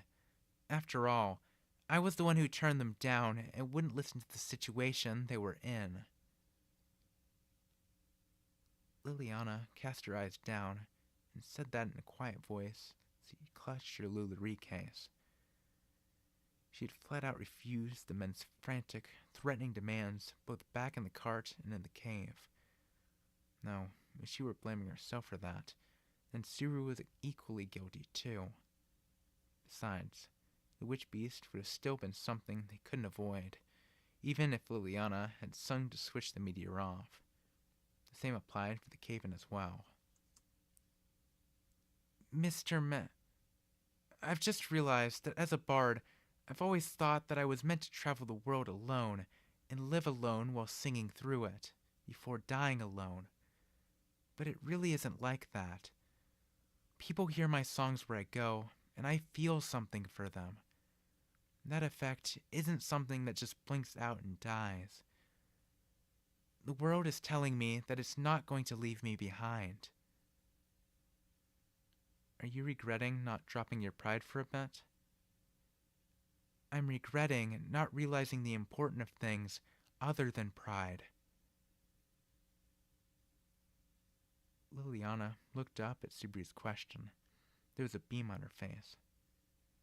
She showed him her lulere, poised between her arms as she stroked its case.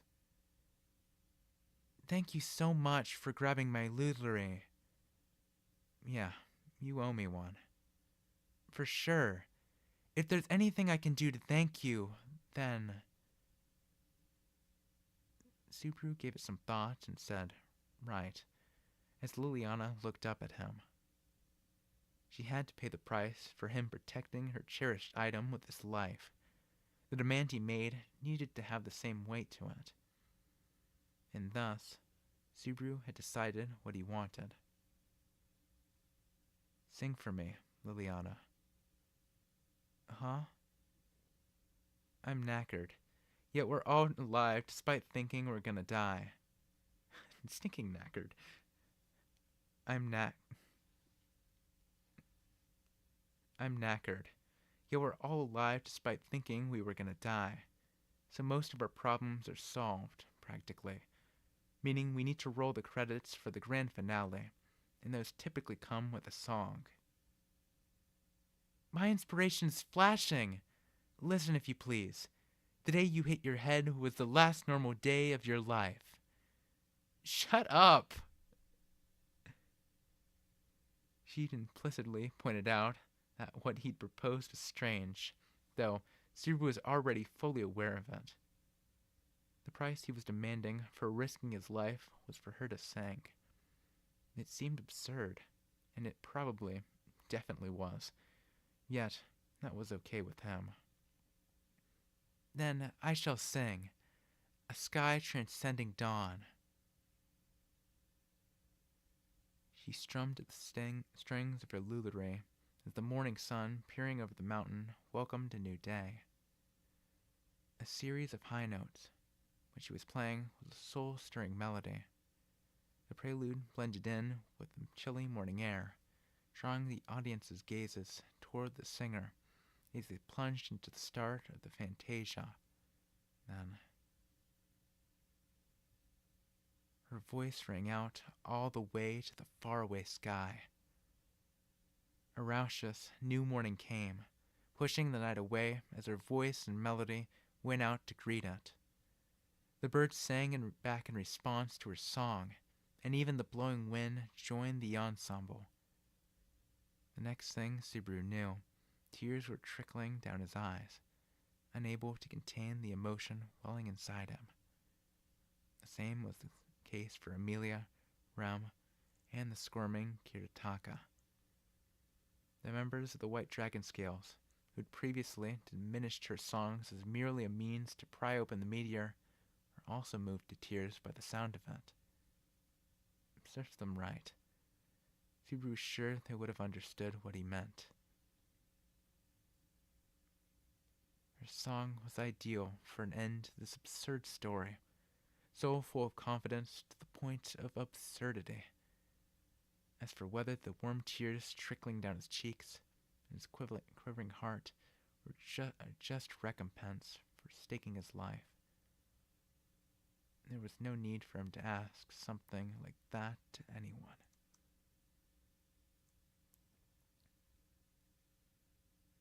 Are you really going to where Kiritaki's from with those guys?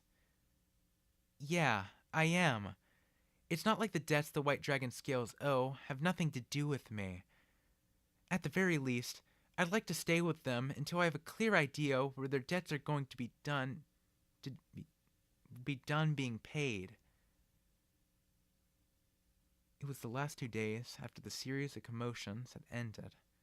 Liliana had finished her packing, and now said that in a cheerful tone. Despite their many attempts at dissuading her, she'd never caved to their firm persuasions. Liliana had been the one to suggest Kiritaka to hire the white dragon scales, so she insisted she had an obligation to see them through. No one could change her stubborn mind. Well, I guess that Kiritaka guy is going to be over the moon, and it should mean you wouldn't be getting exposed to danger anymore. Though, I don't know what this will mean for your innocence. You'd better get Sir Beardy to protect you. I shall do. You have to be prepared for anything when you're standing by a starving beast. And besides, it seems like everyone in the White Dragon Scales has become captivated by my song. As Liliana, who was clapping her hands in high spirits, had said, the men in white clothing had become whipped by her singing. It was pretty clear that the recital she'd given them outside the cave had really touched their hearts.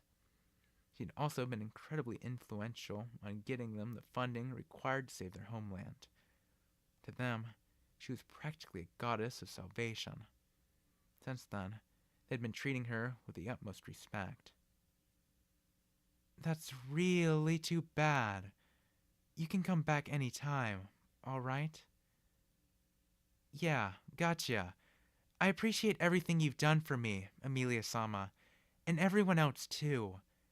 When we see each other again, I'll definitely have a new song prepared. I'm also going to be looking forward to all the new sweets and stuff. Can't you keep acting like a heroine for at least 10 more minutes? Subaru butted into the conversation in awe as Liliana drooled with a vulgar smile plastered on her face. Several of those who were loath to part with Liliana had gathered here, in front of the mansion. Amelia and Rem especially loved her songs, so they were feeling quite downcast at the prospect of having to say goodbye to her. Even Beatrice had come out of the mansion to give her a short sending off, much to their surprise. Liliana had only stayed for a few days, but those few days had been fantastic, albeit clamorous. It had gotten to the point where they looked like they'd really miss her, and they realized they wouldn't be hearing her singing tomorrow. Anyways, it seems like Roswell's aims were a little on the mark. Since we can't keep Liliana around, it'll mean that Operation Ameliaton's propaganda ambassador goes back to the drawing board. Although Roswell's forecast being off once in a while was definitely something to gloat about, it was also a little unfortunate that he wouldn't be able to hear a eulogy from Amelia to Liliana. No, maybe not, just a little. As Subaru wallowed in regret, Liliana waved her hand over to him and said, You got a mo? What's up? Biko wanted to tell you one last thing, but she couldn't get the words out. She's getting fidgety, so maybe you ought to help her out. I will, of course, but I've got something quick to tell you first. Setting the fidgeting Beatrice aside for a bit, Liliana stood on her tippy toes and brought her lips close to Subaru's ear. Actually, I heard this straight from the esteemed Margrave himself. Amelia-sama is going to be challenging the grand stage that is the royal selection in the future, or something like that. That's why I was taken in, right? Oh. So you knew all along? Well, yeah, you're right. Are you insinuating something? Liliana gave her flat chest a pat, faced with the shrewd preparations Roswell had sat. No. It would be my privilege to accept, of course. The beauty and nobility of Amelia-sama's character goes without saying. And above all, how can I not sing when gazing at the future that is the esteemed Great Spirit? That cat spirit is what it makes it for you? Isn't he just a plain old cat who likes to nap? Ugh. That cat spirit is what makes it for you? Isn't he just a plain old cat who likes to take naps and stuff? He didn't really get the subtleties for why he was her deciding factor, but the most important thing was that Liliana was going to accept her duty. He looked forward to the day where he'd been able to hear her play a new heroic tale, sometime in the future. So until that time comes, I guess this is goodbye for a while. Indeed, please look forward to it. I'm going to sing you the best song ever. Liliana patted her Lulari case and pledged to undertake that with a look of confidence etched on her face. It was a thing of splendor that she could be so forthright toward her goals. Also, just as he thought their conversation would end neatly there, Liliana looked at him with a flush in her cheeks. He could feel her excitement coming from the earnest look in her upturned eyes. Then, after a brief hesitation, she spoke up. Please let me sing your heroic tale sometime, Natsuki Subaru-sama. Please forgive me for laughing it off when I first heard it. Rem was right.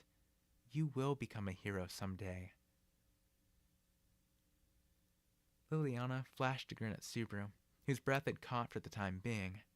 Then she turned her back to him in embarrassment and jogged away.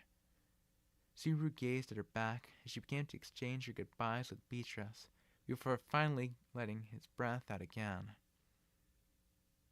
What's the matter, Subaru?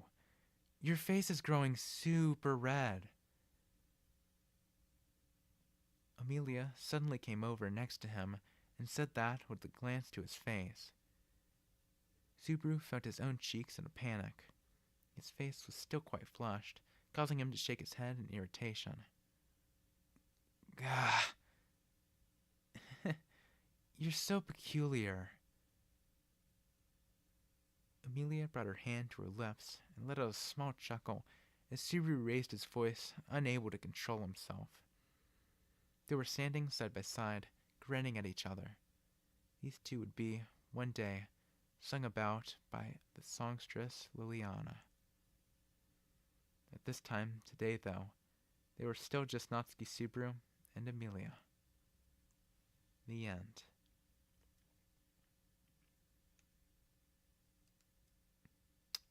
I really like that. That story was great, man. Oh, I love that. Oops. I love that ending. That was great. I'm so especially that second to last chapter. That last one was more like an epilogue. But man, that was a good epilogue. It was like self-contained stuff, man. Oh, I really hope they animate that at someday. I mean, seeing that, actually, I guess they wouldn't need to. Liliana does come back. I think she's on the cover of Volume 15, so I'm legitimately curious to see that. You know? No, you're welcome, Boone. It was my pleasure. I have nothing better to do except for maybe watch One Piece. Ignore that. I half thought about putting it off. I'm glad I finished this though today. This was great. Only took like 2 hours. Not that long. 2 hours, 2 hours. Honestly, I need to record the next episode of No Game No Life. Next, I'll probably get that on, I don't know, Friday or something. I really need to finish that up.